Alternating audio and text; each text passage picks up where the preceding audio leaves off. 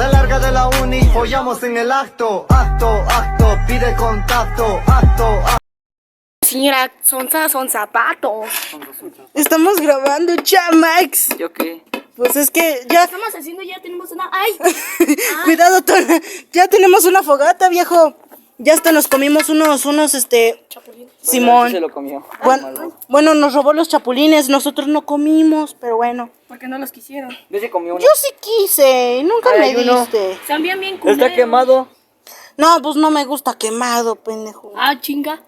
¿Le gusta blanco? Le gusta blanco. Ay, ese también fue. Diga el chapulín. Sí. Pinche mal pensada. Tienes la mente muy sucia. Pues claro. Me la ensuciaron. A ver, vientos. Vientos, güey, así. A ver, órale. Vamos a ponerlo aquí. A ver. Huele a tamal, hijo. A ver, prende. Prende, güey. Újulos. Ya no tengo pestañas. Uy, a ver yo, quítate. Ah, no mames. Sosténlo. Güey. Está así, Jonathan.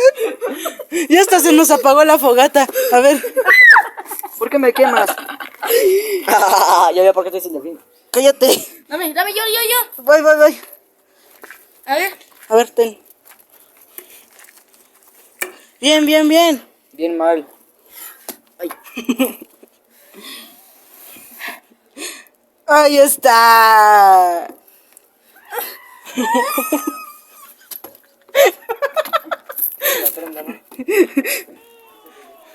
Oye, viejo. Oh. Alguien está viendo. No mames. Alguien está viendo, güey. No mames, te lo juro. No es cierto. Ay, qué menso.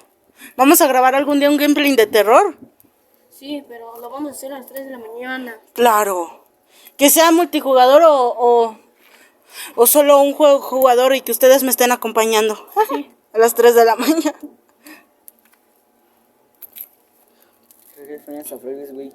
Ah, ya lo jugué. No he pasado de la primera noche.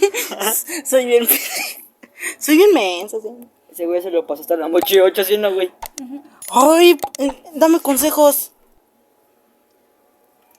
Pero ya lo desinstalé. Dame consejos. Güey, me costó 2 horas. Bueno, me costó media hora.